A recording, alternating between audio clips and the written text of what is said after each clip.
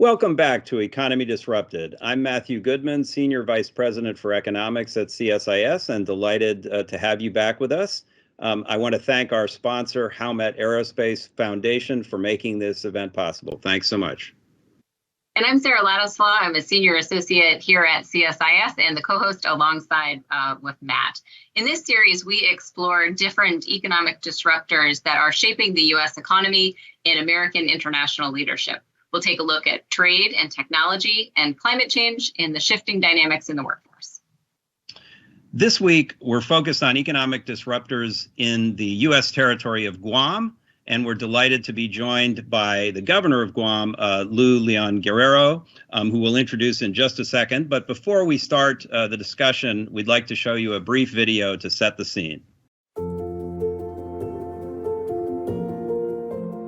Guam is the westernmost territory in the United States, located about 3/4 of the way between Hawaii and the Philippines. First settled by the Chamorro people over 3,500 years ago, the island was colonized by Spain in the 17th century. A valuable stopover point for merchants and warships, the island was ceded to the United States in 1898 after Spain's loss in the Spanish-American War. Seized by Japan again during World War II, Guam was reclaimed by the United States and made an official territory in 1950.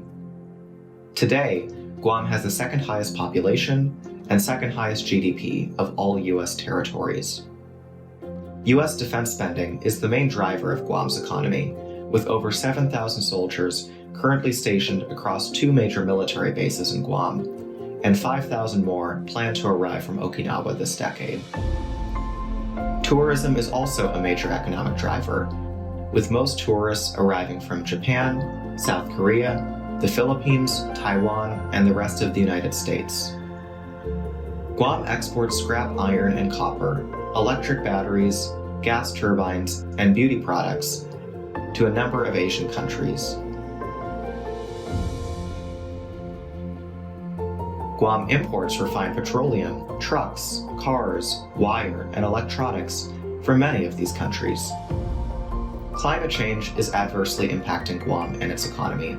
Rising sea and temperature levels, as well as more frequent flooding and tropical storms, threaten costly downstream impacts to Guamanian jobs, businesses, and public services. In the period ahead, Guam's leadership is focused on tackling the COVID-19 pandemic, establishing a permanent unemployment insurance system, boosting entrepreneurship, and deploying the internet for all.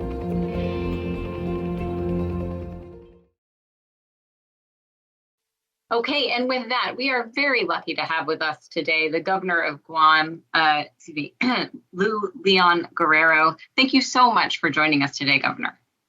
Thank you, Sarah, and thank you, Matt, for this opportunity to share some information about our island way out here in the Pacific, and of course, a territory of the United States. Wonderful. Well, just as a reminder to everybody, we're going to start this conversation by asking a few questions of our own of the governor, and then we're going to turn at the end of the session to audience questions. So if you are watching online, we just ask that you please use the submit question function on the website, and we'll get as many of your questions as we can towards the end of the conversation. So Governor Leon Guerrero, you are here in Washington for the National Governors Association meeting, the first time in several years that you've all met in person, and hard to believe, but 3 years into this global pandemic that has kept us apart from one another. I thought maybe we could just start today's conversation by asking you, how has COVID-19 impacted the economy of Guam over this last 3 years, and where do things stand today? Yes, so the pandemic, COVID-19, of course, arrived in our shores on March 2020 and started off with the Alpha variant, then the Delta variant, and now Omicron, and as I understand it, Omicron variant also. And so it has devastated our economy. It has really changed our normal ways of life. For example, the Chamorro people are very loving people, and we like to kiss each other, and we like to hug each other. And now that's changed because of the COVID. And so it not only impacted our economy, it impacted our health, and of course, it impacted our culture and traditions. So it is a very horrible pandemic. And of course, the leaders of Guam and also throughout the world and also United States, we were blindly moving forward and governing as best we can and protecting our people and trying to preserve our economies with just experience and some science and data. But we really had no guided playbook. And whatever playbook we had for disasters, we actually threw out the door because it was not at all applicable to the situation. So it's terrible, very bad. Yeah. Well, I want to thank you for giving voice to the cultural aspects of how the COVID-19 pandemic has affected many of us. You know, as a mom of little kids, it's hard to tell them not to hug and love and be with their friends. And I think we've all experienced a bit of that. So it doesn't feel like the economy, but it is certainly a way that it affects our society. One of the things that I thought was interesting in preparing for today's discussion and learning about Guam's experience was in taking care of unemployment benefits. And so could you talk a little bit about how the unemployment or the steps that you've taken, both in response to the pandemic and taking care of unemployment benefits for the Guamanian people, and what that might look like long term now that you've sort of learned from that experience? Right. So when the pandemic or when the virus hit our shores, I was actually very careful, very conservative. We didn't have vaccines at the time, so our way of vaccinating our community was to lock down. And so we locked down, and every traveler that came in had to go through quarantine. And as a result of that, I think we were able to contain our virus. And of course, it impacted our tourists because in Guam, we rely on international tourism, not like the U.S. that works with domestic tourism. And so even now what we are seeing is it's harder and slower for us to bounce back because of the countries around us that are market source, Korea, Japan, Taiwan. And in their countries, they're still very conservative in their quarantining and their restrictive policies. So it has affected us. But most importantly, at the beginning, Sarah, I was much more concerned about the health and safety of our people. I was out there trying to save lives and making decisions that are not very well liked, but had to, as a leader, to protect the lives of our people. Our economy, like I said, was very much impacted. We do not have unemployment insurance in Guam. And so when the PUA, the public, unemployment assistance program came out, we had to literally stand up a new unemployment system.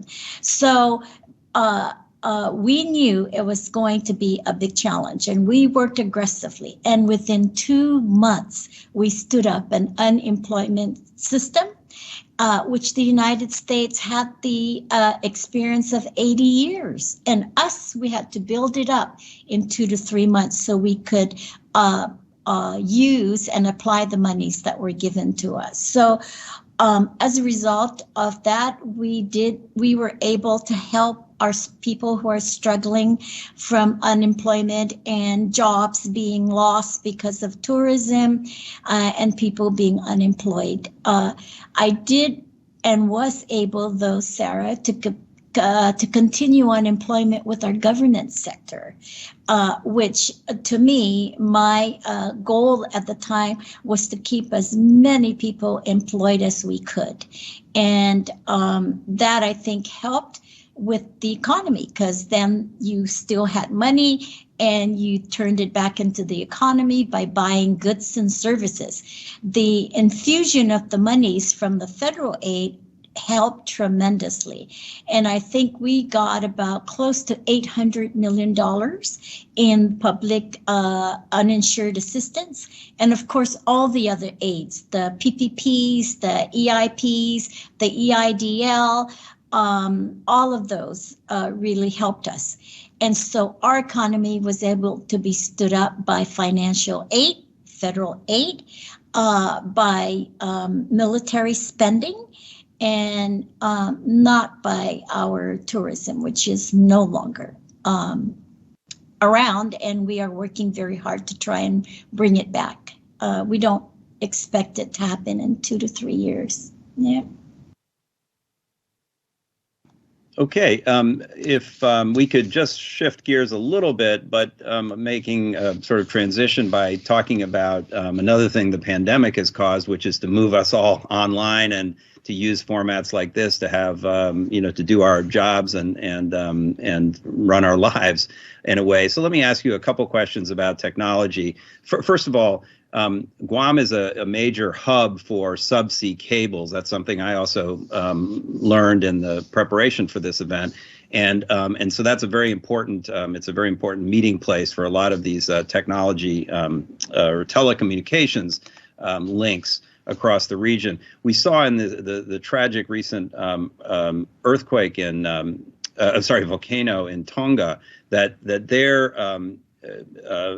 telecommunications links were cut because they have, I guess, one cable that they were relying on. You have multiple cables, but you are prone to natural disasters and frankly, man-made attacks on telecommunication systems. So how do you think about that whole issue? And is it something that sort of features in your work? Yes, so we have about 11 undersea cables that come through Guam. And this is also very helpful for the Asian market and the Asian Pacific because it creates a redundancy for them coming down to the southern way. Whereas I think now what they're doing is going up through northern region, north, and then into North America. So this gives them another avenue and another fallback in case any of their cables also shut down. We did experience, Matt, a shutdown of one of our cables that go to CNMI. And CNMI and Guam work very well together in terms of commerce, trade, and tourism and so forth. And with that, it really left communications almost zero between the two islands. And so I personally have felt the consequences of that. And believe me, when you feel like you can't communicate with people or the outside world, it's like you're in a hole. It's like you're void. It's like, what do we do kind of thing, you know? So we experienced that. One of my goals and my vision is to totally automate our government and to push out broadband to all areas that are not accessible. This is a major topic during our conference also, through the infrastructure bill, and how this administration and this government is very much focused on making sure that people have access, not just to broadband, but also to hardware and stuff. And not only that, but also to put computer science curriculum in the schools, because you don't just have broadband, but you need to have the skills to use the broadband. So we talked about analytical thinking, we talked about critical thinking, we talked about communicating, we talked about even just writing skills. This is the future, I think, of the world. And this pandemic has shown that, because when the pandemic hits, and till now, you know, kids had to go online education, businesses had to work online, ordering online, picking up with your orders through online. Just the whole way of life was very dependent on internet technology and broadband. So hospitals, telemedicine, in all those areas. So we are taking a big leap into the future centuries with digitalizing our government, our businesses, our people, our lives. And we heard from three very well-informed CEOs about this. And digitalization is the way. If you do not have digitalization and you don't have the means, you need to prepare for it. So we are preparing, and I know that in the infrastructure bill that was signed by President Biden, that there's a lot of money going out to territories and to states to take advantage of the finance and the funding source to get your telecommunications. I think in our area, because we have this undersea cable and we have several carriers there, I think we are poised to take advantage of this. The other thing that I'm really thinking about is, what is our capacity for satellite? Because if we don't have the undersea cable, maybe we could fall back on satellite internet, broadband, and communication. So that's a route that I've thought about as a contingency plan to fall back should, anything disastrous or, like you said, man-made happens, to cut off our communications to the world. Well, that's great. And you touched on some of the things I wanted to just briefly explore a little further. One is the question of broadband access. How big a problem is that in Guam? I mean, how many people or what percentage of your population don't have broadband access? That's what A. And B, sort of what can you talk a little bit more? It's very interesting, your discussion of education and what you're doing to improve skills, technical skills or technology related or even critical thinking related skills. You talk a little bit more about what you're doing in those areas. Right. So as far as access, I think there's been surveys done at schools that we really are way ahead. I mean, way above no access compared to the United States. So we are higher in terms of no access or slow and inconsistent access. I think we're like 50%, maybe higher. So we do have that problem. The positive about that, Matt, is we are a small island, right? So we don't have to go thousands of miles out for access and broadband. We are, 222 square miles.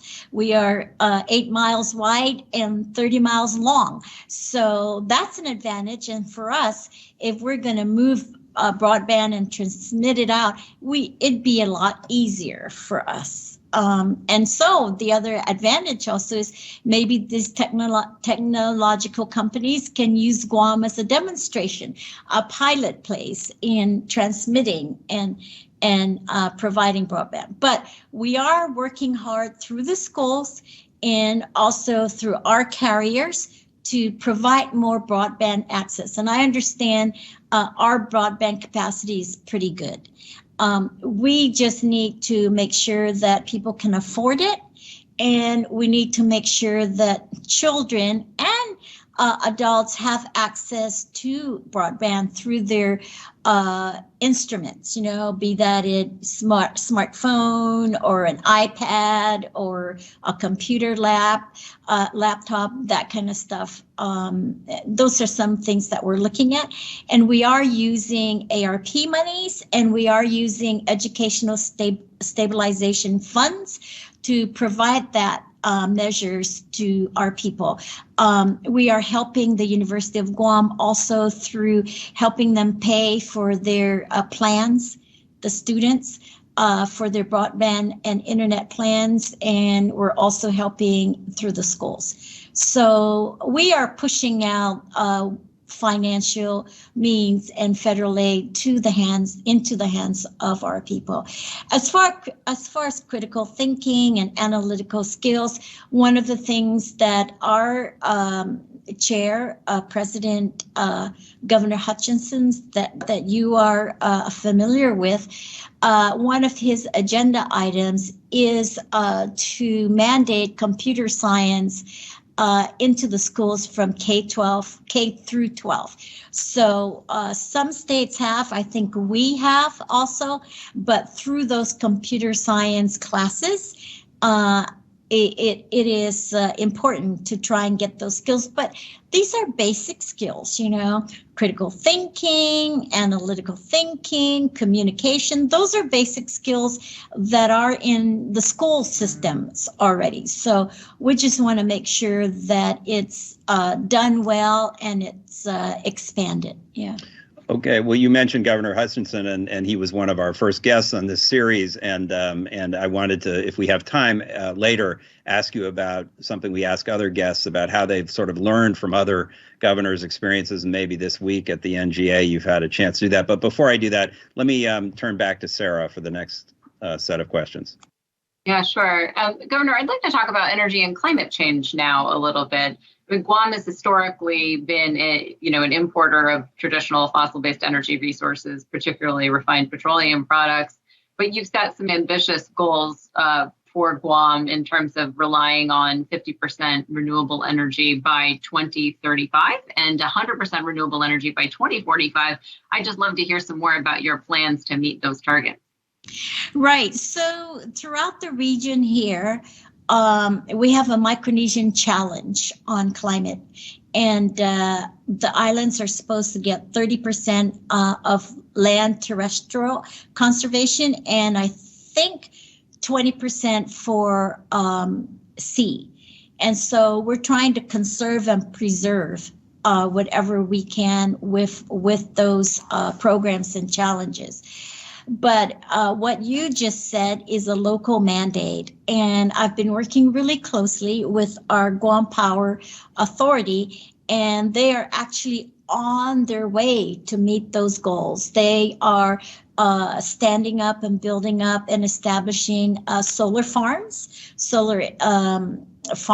and then they are also working to have distribution and storage warehousing of those energies. And so they are working also aggressively to make that happen. Of course, we invite investors on solar energy, and we have a few companies in Guam that do solar energy and partner up with our residents to provide that means of alternative energy. And also we do a lot of, we focus and message out about recycling. We have a very aggressive plan for, we call it the Guam Green Growth, the 3 Gs, which we follow the United Nations Sustainable Goals. And we've stood up a very, I think, robust Center of Sustainability through the University of Guam. So through recycling and through those kinds of programs, Sarah, I think we'll be able to meet our climate change. Of course, our greatest evidence of climate change is in our coral reefs.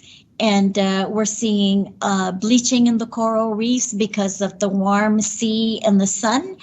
And we're trying to protect everything as much as everything we can to protect our coral reefs. And, even in the whole development processes and permitting, we are very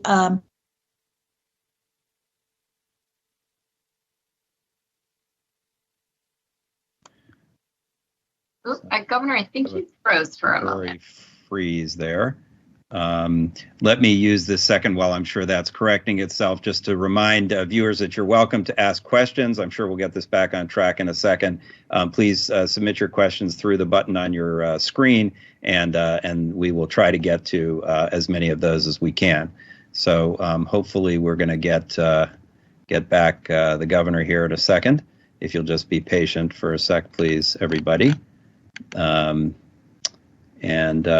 we're just asking if the governor can hear us. If you could maybe exit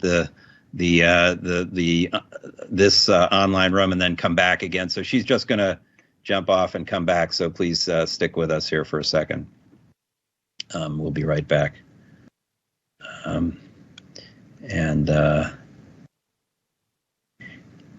Interesting, Sarah, that she's anticipated some of our questions, including a bit about how her what she got out of this meeting with other governors that I do want to try to come back to if we can. Okay, here we go. So hopefully she's coming back on now. There we are. Are you back? There we are, Governor. Okay, go ahead. You need more broadband here. It sounds like it. Because you're in Washington, D.C., that's why, right? Sarah, you want to start again? And then, okay. No, absolutely. I mean, we really appreciate your answer on all the important things that you're doing to deal with climate change. I was just going to ask on the flip side of thinking about reducing emissions and how to deal with the impacts of climate change. There is the issue of tropical storms and typhoons, things that Guam has experienced throughout its history and are expected to grow much stronger as climate change intensifies. How are you thinking about the resilience and building additional resilience in the physical infrastructure, in the economy and the natural environment in Guam, as we know that these impacts are going to be stronger? So we are a very resilient community, and we've had many years of experience with tropical storms, with super typhoons, and we bounce back right away. What we have done, though, is in our homes and our building codes have gotten much more strict. And we have the standard of the building so that most of the houses, I'd say all of the houses, are built cement-wise, and they require for any kind of loans to have typhoon shutters. So with the strength of our construction in our buildings, it does cost more, but we fortify our homes and our commercial buildings. The other thing that we do have also is most homes may have generators, and they may also have water tanks. So we try very much to think about, if we have to hunker down for a long time, what are our needs? And so when we build our homes, we build them to sustain these winds. And most of the construction companies are aware, and the supplies are there. But like I said, it's a little bit, not a little, maybe a lot more expensive than what you would see in the mainland, but it does really keep us resilient. And then, we adjust to it. We, in the next day that we come out of our shelters, we help each other, and it's very, I think, congealing and bonding kind of support and help throughout the community. And of course, we have our partners, federal partners. FEMA is usually here before the disaster even happens, and HHS and all the other regional partners to help us get back on our feet. Excellent. Thanks. We'll turn it to Matt for some questions about trade and investment. Okay, let's talk about trade a little bit. That's a topic we're very interested in here at CSIS, and we've asked a lot of our guests about. So you are the westernmost point in the United States and closer to Asia and the Indo-Pacific than any other part of the United States. And so you're doing a lot of business, trade, and investment flows with that part of the world. Can you tell us about sort of how you go about cultivating that and nurturing that kind of relationship in trade and investment with key partners in the Asian countries? Right. So as you know, our key partner is the military, and we do a lot of work, and we do a lot of commerce with the military. And we also, of course, have Asian Pacific partners, but we also have U.S. partners also. And so we try to, we invite them and we try to persuade them and attract them to invest in our island. And right now we're working at trying to get 3D manufacturing to Guam. We're working at doing a more robust transshipment industry in Guam. And we're also working at bringing in more telecommunications companies in Guam. And of course, we work our government policies to try and attract them. Like, for example, we give tax exempt incentives. We do quality certificates, which means if you invest in Guam, we give you rebates back in your gross receipts tax. We also do a lot of work with the university to help our people come up with the workforce that's needed. Right now, we are in a very strong, aggressive move and direction to do a regional aquaculture industry. And, you know, aquaculture, Matt, there's billions of dollars in aquaculture that hasn't really been totally exhausted. And where we're at is just so prime, because we are close to Asian Pacific. And the Asian region, you know, they eat a lot of fish, seafood, and so forth. And we have a water system that's pathogen free. And that means there's no bacteria in our water system. So when we grow our fish or even the fry to export, which we are trying to do that now, we're trying to export fry to Asia Pacific region. It is very much asked for and requested because of the quality of the fry. And we've partnered up with the University of Guam. We've partnered up with the Department of Agriculture. We've partnered up with some entrepreneurs here to develop a robust aquaculture industry here. And can I ask, sorry to interrupt, but just are Japanese, Korean, Taiwanese, Chinese investors also participating in this? We have a few Taiwanese, primarily the Taiwanese is very interested in it. And Taiwan has asked us to come and visit their aquaculture economy and see what they're doing. And but we're in discussions with some Taiwanese investors, and I think we also may have some Korean investors. You know, this pandemic has kind of, because travel is very much restrictive in those areas. We work very closely mainly with the consul generals of those countries that are in Guam, and there's great interest in that. What we also want to do, Matt, is be the center of aquaculture here in Guam, so that we are looked at as the research center for aquaculture. We're looked at as the area where aquaculture, where they can learn about creating and building up an aquaculture business, or even home aquaculture. And so the federal government is also a partner. We've gotten some really good grants to start up this venture, and we're very optimistic and we're very hopeful with our aquaculture. I was just at a meeting today at the White House with President Biden and Vice President Harris, but before that, we met with some key cabinet members, and one of them was Secretary Tom Vilsack, who is the Secretary of Agriculture. And of course, they're putting a lot of dollars into agriculture, but they are also doing research work with New York University on aquaculture. So he's advised me to hook up with them also.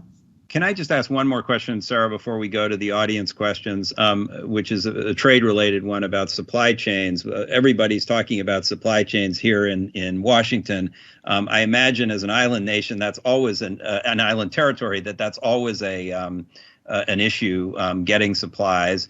But has that been particularly disruptive during the pandemic? And what have you sort of done about that? How are you securing your supply lines?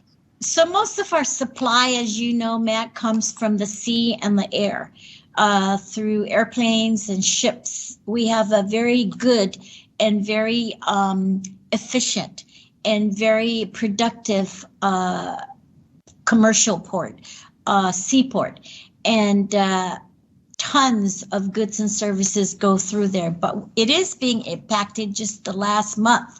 And it is as a result of what's happening in the U.S. in terms of shipping, where they are delayed in getting them off the containers and then putting them back onto our ships. So we are experiencing some of those supply disruption. I am excited about the 3D manufacturing because that's a way to provide supplies and parts and so forth to the island. And, we have a very well-established shipyard here in Guam because of the military. And one of the issues, of course, is how quickly can you repair the ships and how quickly can you get the supplies? And if we had a 3D manufacturing system in Guam, that would answer their questions. So I'm really aggressively moving that forward to have a 3D manufacturing industry in Guam. Great. Well, there's a lot more I'd like to ask you about that, but let me get Sarah to maybe pull in the first audience question. Yeah, thank you very much. We got a lot of great questions coming in, so we'll try to get in as many as we can. The first goes back to something you were saying about the tourism industry. And we had a question about a program. It says, Guam recently experimented with a vacation and vaccine promotion. Can you briefly outline the objectives of this promotion, the results, and lessons learned? Yes, so in the early part of the pandemic and when we started getting vaccines, we felt that we could maybe help our countries nearby. And so the Guam Visitors Bureau stood up a program that would allow visitors to come in from Taiwan, Korea, Japan, to come to get their vaccines here in Guam. And I had ran it through HHS and ran it through the federal partners because, I didn't want to be violating anything. And they said, as long as there's no requirement for U.S. citizenships to get the vaccine, you can do it. So there is no requirement. You do not have to be a U.S. citizen to get vaccinated. We don't even require residency to get vaccinated. So it started off good, but then as things opened up and as vaccines started getting more available in these countries, it was not as voluminous as it was in the very beginning. But we had some Taiwanese people that chartered airplanes and came to Guam to get their vaccine. And as you know, we had Pfizer and Moderna. And so Pfizer, you had to wait 21 days to get the second dose. And for Moderna, you had to wait 28 days to get the second dose. So some of them stayed 28 and 21 days, which, helped our economy. Others left and came back. But still, there was some money, circulated in the economy as a result of that. Great. Okay. Well, we have a couple of questions on the Jones Act. One questioner says, last summer, Representative San Nicolas of Guam called for exempting Guam from the Jones Act on shipping, using U.S. hulls in shipping for the importation of food to improve nutrition in the territory. Is that something you support? Can you discuss more broadly how ocean shipping costs impact Guam's economy? And there's a similar question also about the Jones Act from another viewer. Yeah. So as you know, Matt and Sarah, the Jones Act is really an old act. It's really old, and I think its purpose is gone. And so I am supporting that ask and I'm also working through the White House connections to see if we can get exempted from the Jones Act. And as a result of that, we would be able to get more foreign vessels that can come deliver goods and go back. Right now, because of it, we are restricted from that. So we are losing opportunities to lower the cost of shipping. The cost of our goods is very much influenced and impacted by the shipping costs. And one of the things I did with the ARP money is gave some money to the ports so that they don't increase their tariffs, and therefore the cost of goods would be either maintained or hopefully lowered. Okay, great. Sarah, we might have time for one more question, if you can take that.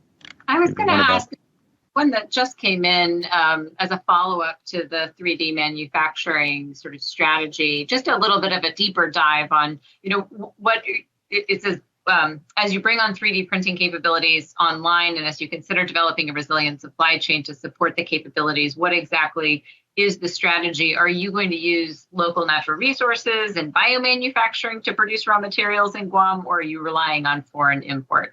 There's just another layer on that strategy. We are doing everything. I cannot select just one because we don't have that luxury. So if all three levels, local, biodegradable products, foreign products, U.S. products, we'll use all of them to make our supplies in a better state so that we can move on with our development and our growth in our island. Absolutely. Terrific. Well, there's so much more to talk to you about, but I want to just wrap up with one question that we're asking all our guests, which is that the Biden and even the Trump administration before it put a real emphasis on foreign policy that works for Americans, works for the middle class. In the case of the Biden administration, foreign policy for the middle class. And we're asking our guests kind of what that means to them in their jurisdiction. What does a foreign policy for the middle class mean to Guamanians? Foreign policy, I think, in the form of financial aid means a lot to us. We don't really look at the federal assistance and federal aid as a foreign policy because we are U.S. territories. We don't have much from China, Korea, or Japan, other than in their policies of tourism and traveling and trade with us. I would like Guam to be part of the trade agreements that is being negotiated with the U.S. and these foreign countries.